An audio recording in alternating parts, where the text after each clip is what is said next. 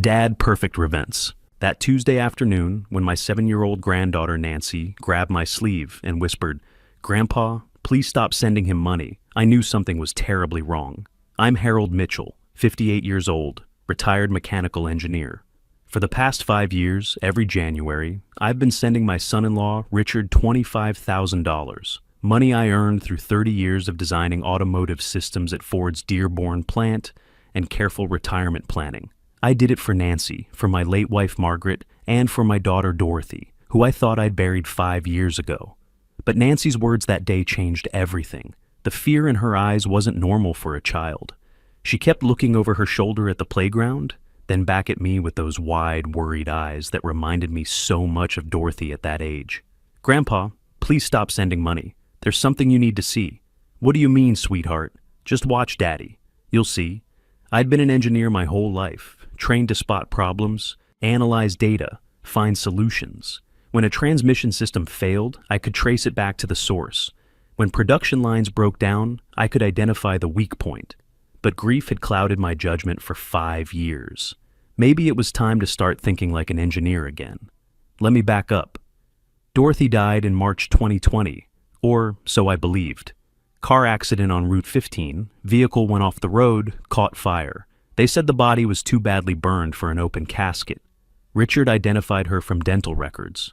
We cremated what was left. Margaret took it hard, really hard. Our only child, gone at 27. Margaret had always been the emotional one in our marriage. I was the practical engineer. She was the heart of our family. When Dorothy died, something broke inside Margaret that I couldn't fix. I tried everything: grief counseling, antidepressants, trips to visit her sister in Florida. Nothing worked. Margaret just faded away, day by day, like a machine slowly losing power. 6 months after we buried Dorothy, I found Margaret collapsed in our kitchen by the coffee maker. The same coffee maker Dorothy had bought us for Christmas 3 years earlier, still sitting there like a monument to better times. Heart attack, the doctors said.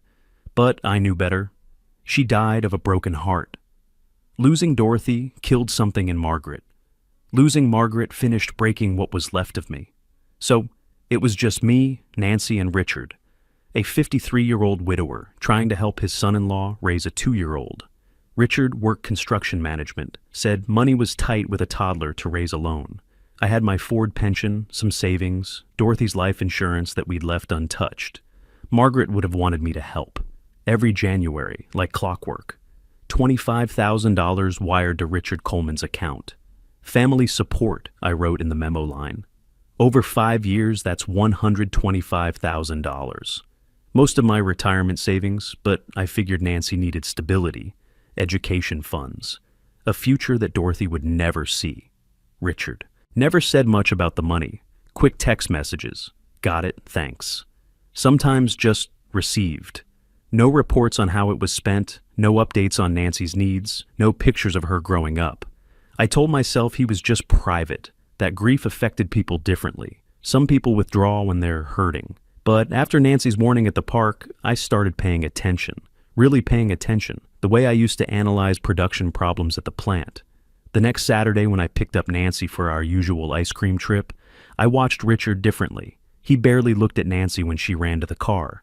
No hug goodbye, no reminder about being good for Grandpa, no love you like most fathers would say. Just stood on the porch with his phone, already dialing someone before we'd pulled out of the driveway. At the ice cream shop, Nancy ordered her usual strawberry swirl. I got chocolate chip, same as always. But something felt different. She was quieter than normal, kept glancing around, like someone might be listening. "Nancy, what did you mean about watching Daddy?" She stirred her ice cream with her plastic spoon, didn't look up. "He talks to a lady sometimes. At the house. When I'm supposed to be sleeping." "What lady?" "I don't know her name. She has dark hair. She comes over and they talk in the kitchen. Sometimes she stays really late." Dark hair. Richard had never mentioned dating anyone in the 5 years since Dorothy died. Never introduced Nancy to anyone. For 5 years, I'd assumed he was focused on being a single father, honoring Dorothy's memory. How often does this lady come over? Nancy thought for a moment. Maybe 3 times a week? Sometimes more. 3 times a week for how long? And why hadn't Richard mentioned her? If he was dating someone seriously enough that she was around Nancy regularly, wouldn't he have introduced her to me? Especially since I was sending $25,000 a year to help support the household? That night, I did what any engineer would do. I started gathering data. I pulled out my laptop and reviewed 5 years of bank transfers. $25,000 every January, $125,000 total. I looked for patterns, inconsistencies, anything that didn't add up. What I found was nothing. No thank you notes beyond those brief texts. No receipts, no explanations of expenses, no photos of Nancy's school events, no reports about her progress, no evidence the money was being used for her benefit. For an engineer used to detailed documentation and accountability, this felt wrong, very wrong. I called my old friend Theodore Barnes the next morning. Ted had retired from private investigation work about the same time I left Ford. We'd known each other 25 years, played poker every other Thursday at the VFW hall. Ted understood the value of methodical investigation, same as I understood the importance of systematic problem solving. Ted, I need a favor. Something's not right with my son-in-law. What kind of not right? I told him about Nancy's warning, about the mystery woman, about $125,000 with no accountability.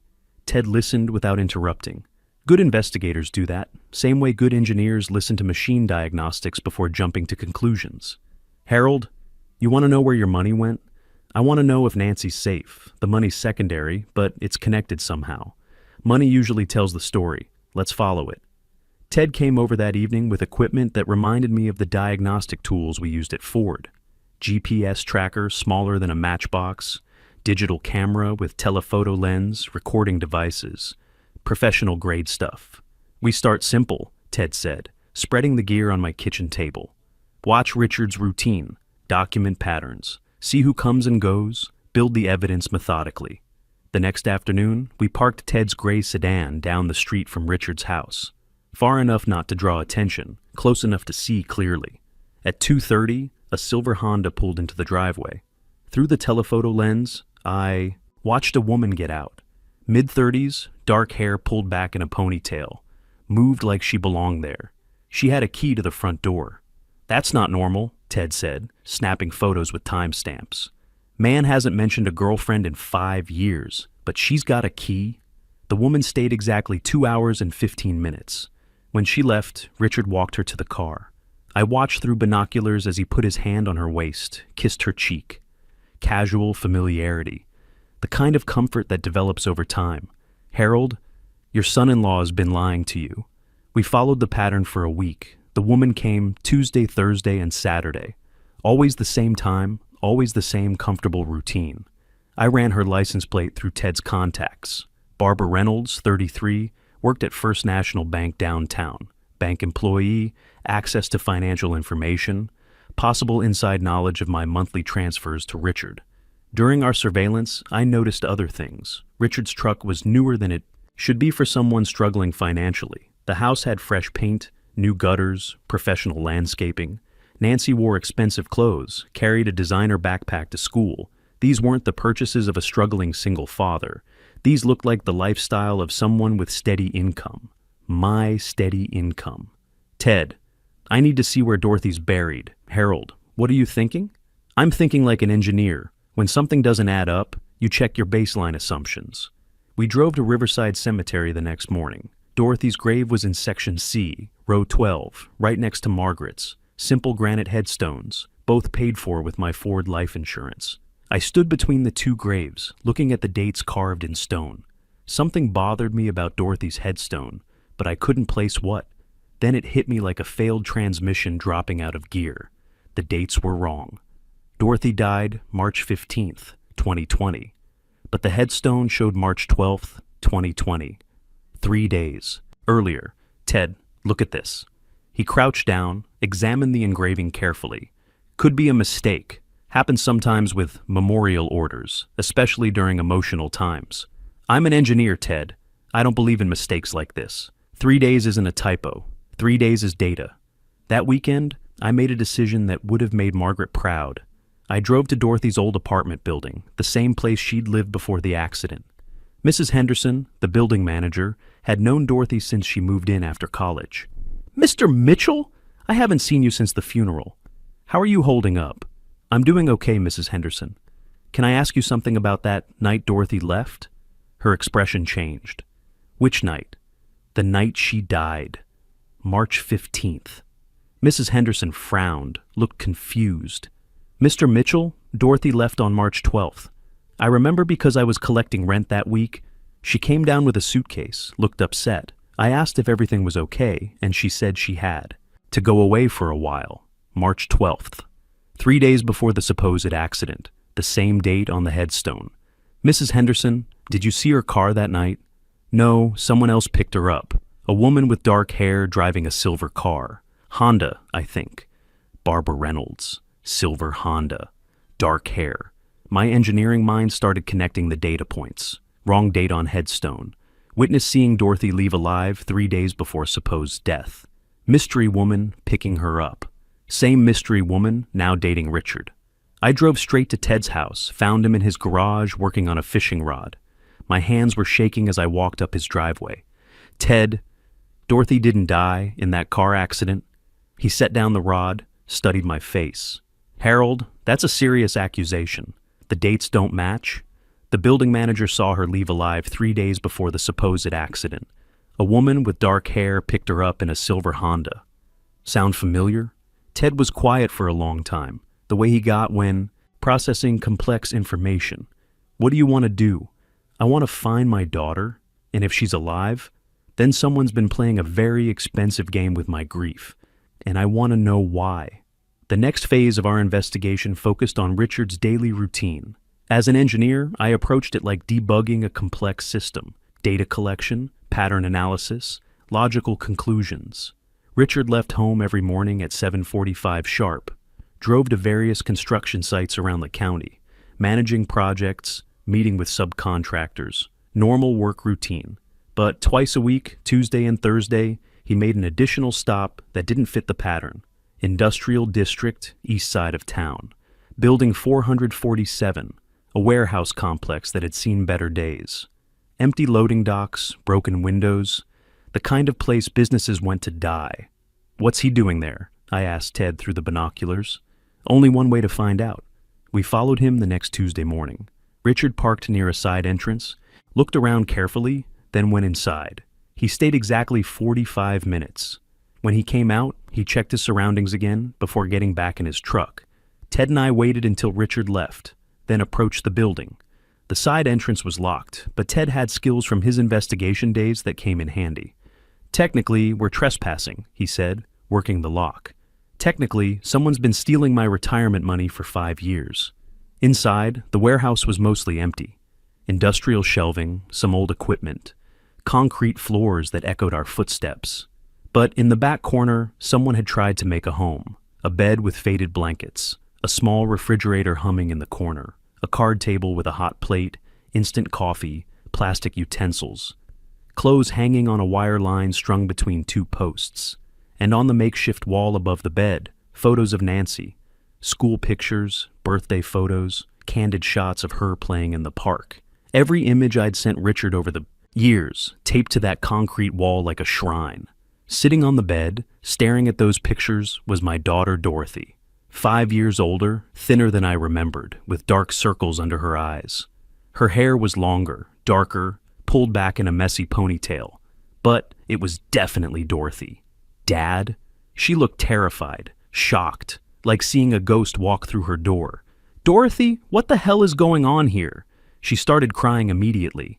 Deep, painful sobs that reminded me of Margaret in those last months. Dad, I can explain. It's not what you think. Explain what? Explain how you've been living in a warehouse for 5 years while I thought you were dead? Explain how Richard took $125,000 from me while you were locked up in here like some kind of prisoner? Dad, please, sit down. Let me tell you what really happened.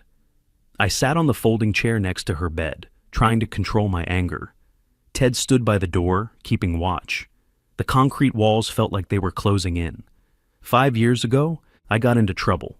Real trouble. I owed money to some dangerous people. Drug dealers from Detroit. I'd been using pills at first. Pain medication after Nancy was born, then stronger stuff when the prescription ran out. It spiraled fast. My stomach dropped.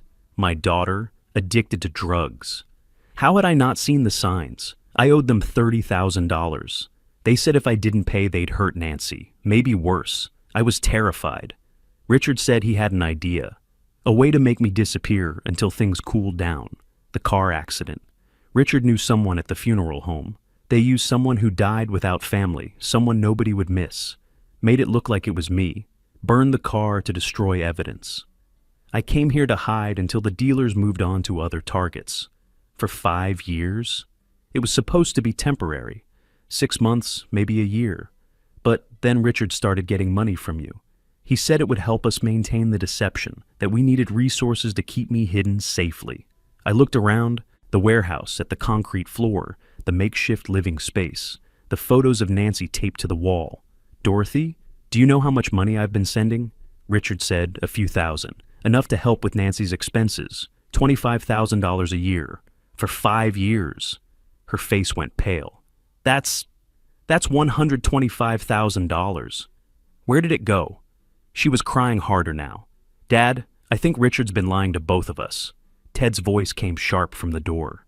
Harold, we need to go. Someone's coming. We heard a car outside, doors slamming, Richard's voice and another voice. Barbara. Dad, you can't let them know you found me. Please. If they think I talked to you... I kissed Dorothy's forehead, the same way I used to when she was Nancy's age. I'm getting you out of here. I promise. Ted and I slipped out through a back exit just as Richard and Barbara came through the front. We made it to Ted's car without being seen, but my heart was pounding like a machine running too hot. Harold, we call the police now? Not yet. First, we get evidence. Real evidence. The kind that'll put them away for good and get my daughter free. I'd found Dorothy alive, but she was still a prisoner. And I was going to need every engineering skill I'd learned in 30 years to build the case that would bring her home. Over the next week, Ted and I planned our approach like engineering a complex manufacturing process. Systematic, methodical, foolproof. We couldn't afford mistakes. I used my Ford contacts to get professional-grade GPS tracking equipment. Small device, magnetic mount, 30-day battery life. We attached it to Richard's truck while he was inside a Home Depot. Within hours, we had his complete daily pattern mapped out. Ted's investigation skills complemented my technical background perfectly. While I analyzed the financial trail using spreadsheet software I'd learned for production cost analysis, Ted documented Richard's meetings with Barbara, their trips to expensive restaurants, their weekend getaways to lakefront, hotels. The money trail was damning. Richard had opened 3 separate accounts over 5 years. My $125,000 had been systematically diverted into investments, luxury purchases, and a growing offshore account in the Cayman Islands. Meanwhile, Dorothy survived on instant coffee and canned soup in a concrete prison. But we needed them to confess. On tape. In a way that would hold up in court. I called Detective Victor Thompson at the county sheriff's office. Ted had worked with Thompson for years before retiring. Solid cop, specializing in financial crimes. Mr. Mitchell, what you're describing is kidnapping, fraud, identity theft, and conspiracy. But we need evidence that'll convince a jury. What do you need? A confession, clear audio, no ambiguity, admissible in court. Thompson provided us with professional recording equipment, wireless microphone, digital recorder, real-time transmission to his team. The same technology they use for undercover drug stings. The plan was engineered like a Ford assembly line. Every step calculated, every contingency planned. I'd confront Richard and Barbara directly. Tell them I knew about Dorothy, about the money, about everything. Act like a desperate father who just wanted his family back. Ted and Thompson's team would monitor every word. The moment Richard confessed to the deception, they'd move in with warrant and arrest authority. Thursday evening, I called Richard. Richard, we need to talk about the money, about Dorothy, about everything. Long pause. Harold, I don't know what you mean. Meet me at the warehouse tomorrow night. 8 p.m., Industrial District, Building 447. Bring Barbara. Harold, I think you're confused. Maybe the stress is getting to you. 8 p.m., Richard, we end this tomorrow. Friday evening, I drove to the warehouse with recording equipment hidden under my shirt. Ted and Thompson's team positioned themselves outside with full surveillance setup. Dorothy didn't know what was happening. We'd decided it was safer if she seemed genuinely surprised. Richard arrived at 8:15 with Barbara. They looked nervous, but not panicked. They still thought they could manipulate the situation. "Harold," Richard said as they entered the warehouse. "I'm worried about you. You seem confused lately." "I'm confused about where my $125,000 went." Richard glanced at Barbara. "That money went to Nancy's care. Education, clothes, medical expenses." "Really? Show me the receipts. I don't keep detailed records. It's all mixed in with household expenses." I walked over to Dorothy's corner, where she sat on her bed, looking scared. "Hello, Dorothy." Richard went white as automotive paint. Barbara took a step backward. "Harold," Richard started. "This isn't what it looks like." "What does it look like, Richard?" "My daughter, who I thought was dead, living in a warehouse while you collect my retirement money? She's here for her own protection. The people she owed money to are dangerous." "What people?" Richard looked at Barbara, calculating. "Drug dealers from Detroit. Dorothy owed them serious money." "How much money?" $30,000. I pulled out my phone, showed him my banking app with 5 years of transfers highlighted. $125,000, Richard. Over 5 years. That's $95,000 more than Dorothy's supposed debt. Richard's jaw tightened. There were other expenses, bribes, payoffs, keeping her hidden safely. "Show me the records." Barbara finally spoke. "Mr. Mitchell, you don't understand how complicated this situation has been. Explain it to me." Richard looked around the warehouse, still trying to find an angle. "The money kept her alive, Harold. Kept her safe from people who would have killed her. In a warehouse? For 5 years? It was supposed to be temporary. I pulled out photocopies Ted had helped me gather, bank statements showing offshore transfers, luxury purchases, hotel receipts. Cayman Islands vacation, Richard? Or are you planning permanent relocation?" Dead silence. The recording equipment was capturing everything. Richard's face changed completely. The pretense dropped like a failed gear system. "You don't know what you're dealing with. Enlighten me." Barbara stepped forward, no longer playing the concerned girlfriend. "Your daughter was a drug addict, Mr. Mitchell. She was going to destroy herself, and probably Nancy too. So you decided to help by stealing my money." "We saved her life," Richard said coldly. "And we've been supporting Nancy properly for 5 years, while living off my retirement savings." Richard shrugged. "You could afford it. Comfortable Ford pension, paid-off house. You didn't need the money as much as we did. What about the drug dealers you were so afraid of?" Barbara actually laughed. "There were no drug dealers. Dorothy owed money to me. A personal loan that went bad. When she couldn't pay, Richard suggested this elegant solution. You faked her death over a personal loan? It seemed cleaner than messy legal proceedings, divorce, custody battles, asset division. This way, everyone got what they needed. The recording device was getting everything. Outside, Thompson's team was documenting every confession. "So, you've been keeping my daughter prisoner for 5 years, stealing my money, lying to Nancy about her mother being dead."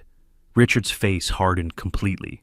"Dorothy agreed to this arrangement. She wanted out of her responsibilities." "Is that true?" I asked Dorothy. She looked at Richard with 5 years of accumulated fear, then at me.